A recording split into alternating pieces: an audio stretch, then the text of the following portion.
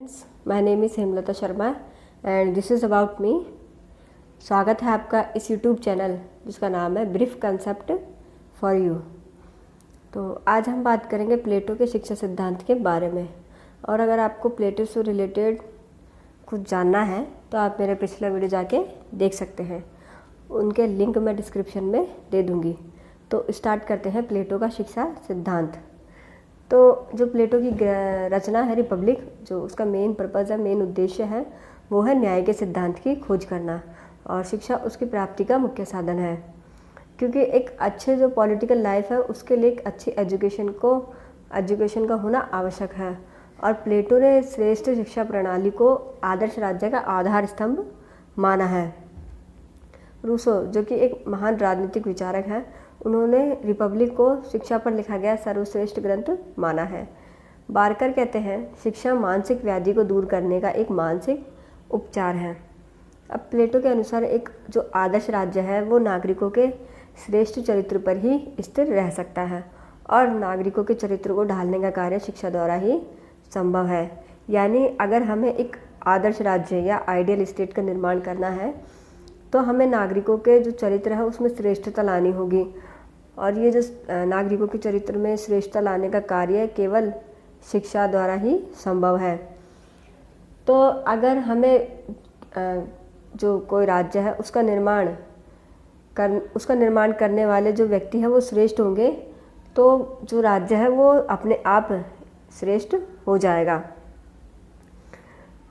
शिक्षा का उद्देश्य है आत्मा को उस परिवेश में लाना जो उसके विकास की प्रत्येक अवस्था में उसके सर्वांगीण विकास हेतु सर्वाधिक उपयुक्त हो।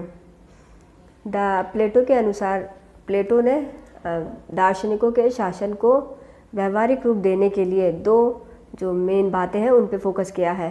पहला है नागरिकों के लिए उपयुक्त शिक्षा प्रणाली की व्यवस्था करना और दूसरा है संरक्षक वर्ग, जिसमें कि दार्शनिक और सैनिक वर्ग आते हैं, उनके लिए एक विशेष जीवन पद्धति यानी संपत्ति और स्त्रियों का साम्यवाद की व्यवस्था की है, जिसके बारे में हम नेक्स्ट वीडियो में पढ़ेंगे। तो अब प्लेटो ने उस समय की जो दो प्रकार की जो शिक्षा पद्धतियाँ थी उस पर प्लेटो का बहुत इफ़ेक्ट पड़ा था और प्लेटो ने अपने जो शिक्षा सिद्धांत है उसमें इनमें से कुछ चीज़ें ग्रहण करी थी। तो उनको हम अब देखेंगे, उनको हम बाद में देखेंगे। तो पहले हम देख लेते हैं एथेंस की शिक्षा पद्धति और स्पार्टा की जो शिक्षा पद्धति है वो। तो एथेंस की जो शिक्षा पद्धति थी उसमें क्या होता था। एथेंस की जो शिक्षा थी वो परिवार का दायित्व समझा जाता था और राज्य द्वारा इसमें कोई भी इंटरफेयर नहीं किया जाता था। और एथेंस में जो पाठ्यक्रम था वो 3 स्तरों में विभाजित था: प्राथमिक शिक्षा, माध्यमिक शिक्षा, सैनिक शिक्षा।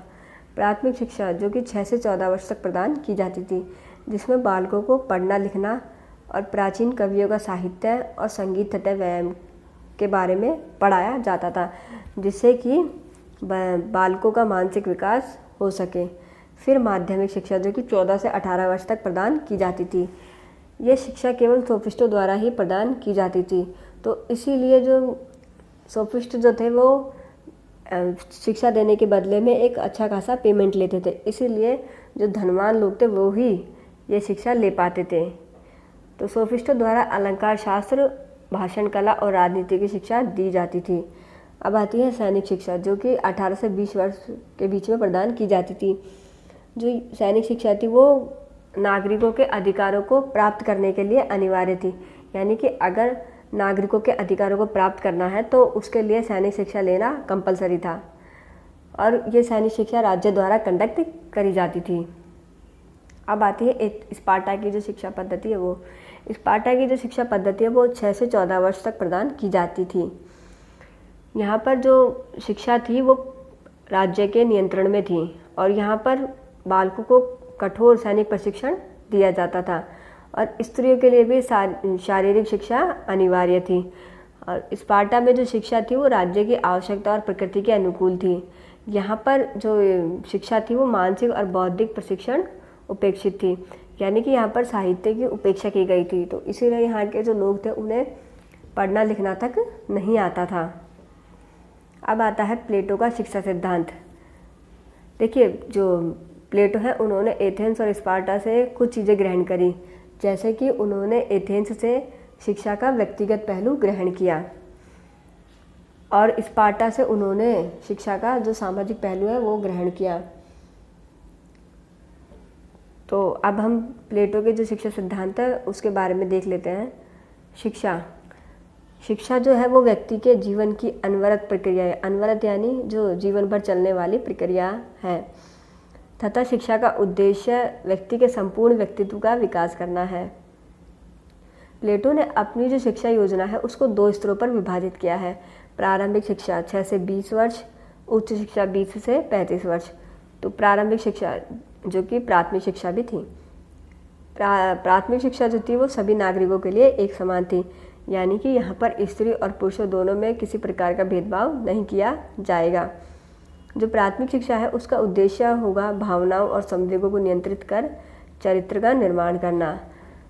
प्राथमिक शिक्षा में व्यायाम और संगीत की शिक्षा दी जाएगी। व्यायाम जो है वो शरीर के लिए होगा और संगीत जो है वो आत्मा के लिए होगा। व्यायाम केवल शारीरिक कसरत ही नहीं बल्कि एक ऐसे शरीर का निर्माण करना जिसमें कि स्वस्थ और शुद्ध मन और साहस हो। तो पार्कर ने कहा है कि व्यायाम जो है वो मन के लिए शरीर का प्रशिक्षण है।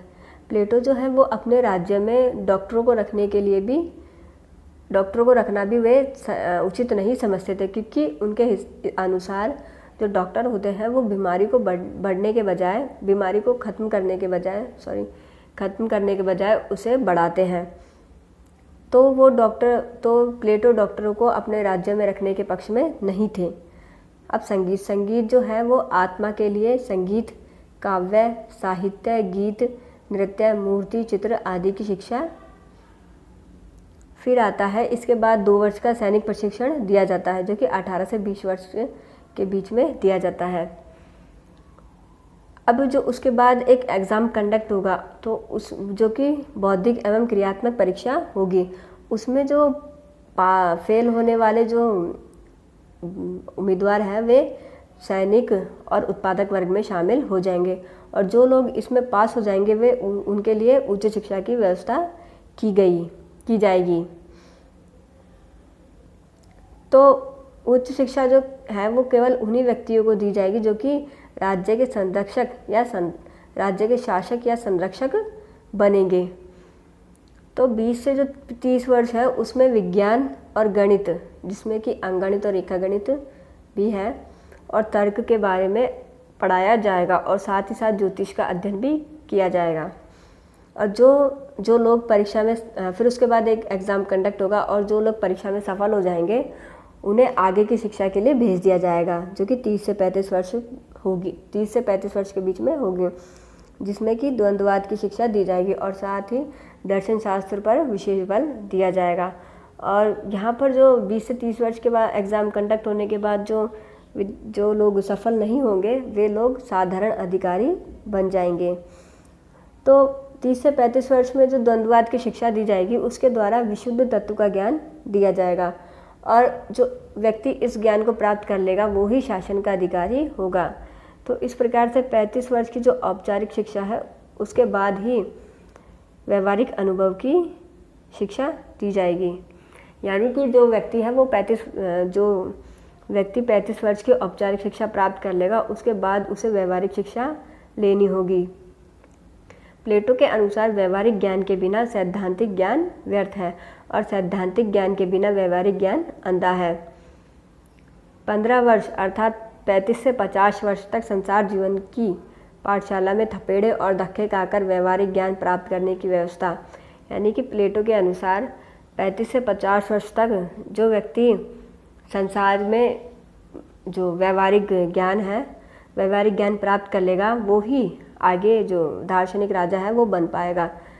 तो 50 वर्ष की अवस्था तक सांसारिक जीवन की कठोर परीक्षाओं, लोक व्यवहार और शास्त्रों का गंभीर ज्ञान रखने वाले दार्शनिक ही राजा या शासक बनने के अधिकारी होंगे, यानी कि जो व्यक्ति 50 वर्ष तक जो सांसारिक जीवन है उसकी कठोर परीक्षा और लोक व्यवहार और शास्त्रों का गंभीर ज्ञान कर लेगा वो ही व्यक्ति दार्शनिक राजा बन पाएगा। तो दार्शनिक राजा जो है वो कोई भी हो सकता है, व्यक्ति वो स्त्री या पुरुष दोनों में से कोई भी हो सकता है। तो प्लेटो ने स्त्री या पुरुष में किसी भी प्रकार का भेदभाव नहीं किया है। और प्लेटो जो है वो अपनी जो ये शिक्षा पद्धति है उसके द्वारा दार्शनिक राजाओं की तैयारी करते हैं। Thank you. अगर आपको ये वीडियो पसंद आया है तो प्लीज़ लाइक कीजिए, शेयर कीजिए और चैनल को सब्सक्राइब करना ना भूलें।